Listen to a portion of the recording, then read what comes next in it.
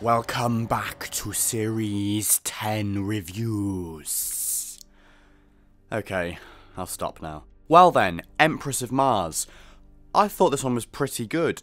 Not bad, but I might just add as well that it's not the kind of episode I'd be in a hurry to rewatch anytime soon.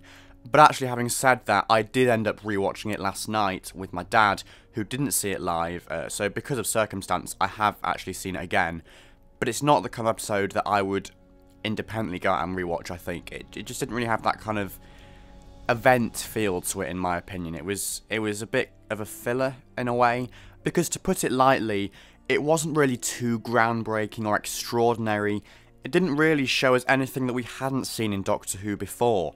It all starts off a lot like Victory of the Daleks, with an alien menace that appears to be serving human soldiers, but then betrays them, before going very Tomb of the Cybermen as the Ice Warrior Hive was reawakened. And then, the negotiations we saw were all rather reminiscent of those attempted at in Cold Blood, the Zygon Inversion, and even this season's Smile. That's something even my dad pointed out, that there's always a conflict in Doctor Who, and it can get a bit repetitive if there's always that kind of peacemaking moral message at the end, if that's always how it ends. But by no means am I condemning Empress of Mars. I honestly did think it was a very solid story, but at the same time, it is hard to be that enthusiastic about an episode that had such a slow build-up and only offered some messy subplot development, links to Peladon, and of course the magnificent Ice Queen to the wider Doctor Who canon. Let's talk about Araxa, the Ice Queen, and her Ice Warriors. I'm not personally of the opinion that she was a pointless addition to Ice Warrior mythology. Introducing a female member of the species helped contribute to that subtext about loud, noisy males, because with the exception of the Doctor, who naturally had a helping hand in the negotiations and plot resolution, Gatiss clearly portrays the female members of each party as the ones most fit to represent them and to negotiate and to make peace. Had Araxa just been another Ice Lord, this wouldn't have worked whatsoever. Having said all that, however, it does seem slightly strange that all of a sudden the Ice Warriors have a female leader, when traditionally, i.e. in the classic series, the Ice Lord was always male. Aside from the plot requirements that I've already mentioned, and of course the increased awareness towards feminism in recent years, particularly since the original Ice Warrior stories, it's difficult to find the logical explanation for there being an Ice Queen.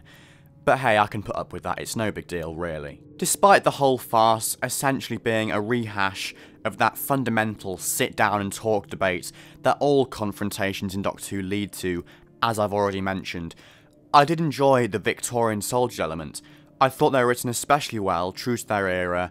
I don't really know much about Victorian soldiers, but they seemed convincing with all the, oh, ruddy this, and, you know, whatever. They're kind of, I suppose, the equivalent of swearing in today's age, but the Victorian version. So that was done well, I liked that. And I think making them Victorian actually added another dimension to the plot. If the expedition party had just been another group of 51st century soldiers, like in the older Ice Warrior stories or other Doctor Who stories, I believe it would have been harder to empathise with them, to see them as anything other than selfish, profit-making archaeologists out for themselves. By grounding these soldiers in an era that for the viewer is in the past, I think we pity their ignorance a little more. There is an element of making an allowance of Victorian attitudes, as Bill decides, because they've never really known anything other than male police officers or their own British Empire. The patriotic aspect was a nice touch, and I felt that all the references to the national anthem and just generally the British psyche were particularly apt for an episode airing just days after a general election. I also like how the God Save the Queen element ended up essentially as a bootstrap paradox. The Doctor and Bill see it scrawled on the surface of Mars, go back to 1881 to investigate. However, time cannot be rewritten, so inevitably they end up contributing to the events leading up to it in the first place. That this message is a beacon for Alpha Centauri is also a nice touch. And speaking of Alpha Centauri, oh wow, absolutely fantastic. I loved that moment so much. It was really, you know, one of those moments as a fan where you go, oh yes, this is really great stuff. I'd guess they might be the recurring classic era character making a brief reappearance that was hinted in the pre-broadcast reviews. given their connection to the Peladon tales of the Pertwee era, which both also featured the Ice Warriors. But that voice, yeah, it just still sent shivers down my spine. Just the perfect cameo ever, it really was. And I still think it was the highlight of the episode. God knows what the general public were thinking at that point. The casual viewers who just tuned in this week.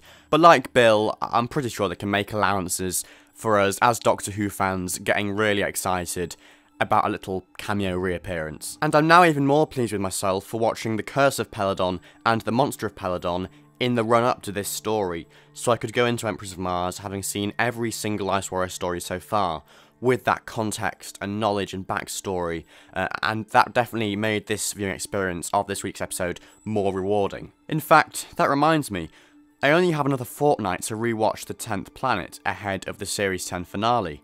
Better get a move on with that one. And yeah, wow, talk of the finale already. Hasn't this series gone by extremely quickly? But alas, all good things must come to an end. And yes, it's time for your weekly reminder that we only have X episodes of the 12th Doctor left on TV. Sob sob. But never mind that, there's the Eaters of Light to get through first. If I'm honest, it does feel like a bit of a burden to me, like a bit of a filler episode. But hey, who am I to judge? It's Rona Munro. If this one is anything like her classic Who contribution, Survival, then I'll be happy. I'm just not really feeling it at this point, however.